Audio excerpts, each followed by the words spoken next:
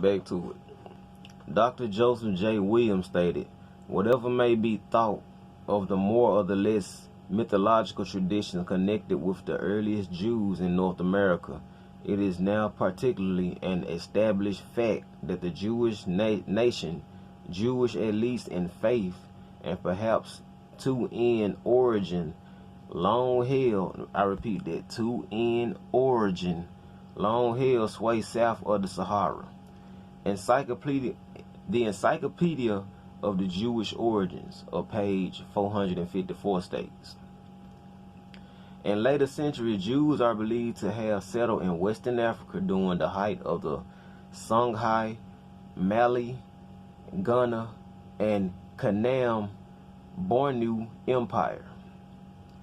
According to accounts from explorers of the region, several powerful Jewish families of the Songhai Empire were of Jewish origins.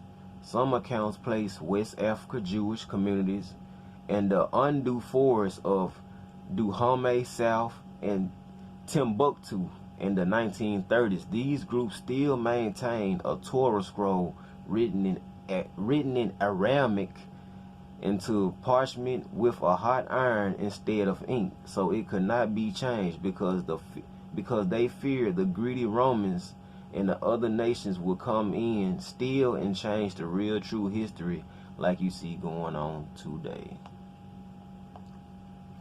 In the 1930s, the historians went over to Africa and still found Israelites that didn't get captured in the slave trade. And let me pause right there. It said in the 1930s, historians went over to Africa and still found Israelites that didn't get captured in the slave trade. So what they tell you, our ancestors were still practicing they history. They what was taught to them, they teachings. What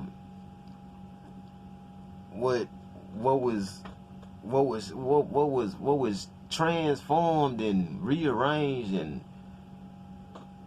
what falsely taught to us today, that we've been going off for so long and just going off of confidence with our nose up high and don't know nothing.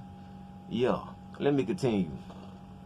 Still practicing the Hebrewic faith, still aware of who they really were, not African American. Then why you think Africans be looking at us like we pitiful when they come over here, and they be saying stuff like, we don't respect y'all because y'all let this white man teach y'all this and teach y'all that, which I'm not racist, but man, there's some jealous people out here, and really some hatred people out here. For what reason? I see why. Still practicing the Hebraic faith, still aware of who they really were, with the Torah, which is the 5 books of Moses written in Aramaic, which is really our true ancient language, not English, like what I'm speaking now. And it's a shame that they burn it in with hot iron so the European colonists wouldn't try to confiscate, tamper, and change our true identity and true history by trying to hide it, which is what's going on now. Back to it. Dr. Rudolph R. Windsor stated that black Jews had an advantage over the African tribe. They carried their culture, history, laws, and written records with them. The Jews made use of every opportunity. They were an industrious and skillful people. That's why other races be trying to duplicate us so much. I'm not being racist, but if you pay attention, every other race want to be black. They want to dress black. You got white girls. Everybody want to have a black girl booty. You got the white boys want to do what we do. They everything that we do that comes natural, they try to duplicate it. All right, let me finish. In the Jewish Gohayan states were found kings, princes, governors, generals, secretaries, treasurers, revenue agents, judges, architects, engineers, doctors, historians, language interpreters, mathematicians, jewelers, sculptors, masons, carpenters, painters of art, goldsmiths, leather workers, potters, armor, sailors, blacksmith, agriculturists, and etc. So who told us that we were a bunch of Negroes running around on the west coast of Africa, ass naked, swinging from trees?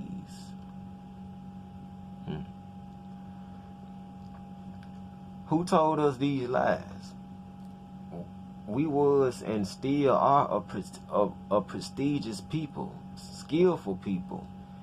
The Encyclopedia of Jewish Origins, page 454, states again, the decline of the Jewish communities of the West African Madrid most likely began with the influx of Arab invaders into North Africa starting in 1640 CE and later into West Africa in the 1300s and 1400s CE. So after we had established communities and empires on the west coast of Africa after the 7th century, then Muhammad and his group of devious thugs, everybody, you know, Muhammad, the Muslim, the Islam, you know, you got a lot of Negroes running around here hollering about they Islam, and that's who took from our ancestors. That's who were trying to enslave our ancestors. That's who killed a lot of our ancestors. Okay. That's when Muhammad and his group of devious thugs came down to the west coast of Africa with the Quran in one hand and a sword in another. Now that should have made your brain blow up. The Holy Quran. And there's people that actually studied it. Okay. The sword in another. Let me go on and finish this. And they was forcibly converting Israelites into the nonsense Islam. Yeah, I said it, nonsense Islam. It's garbage to me.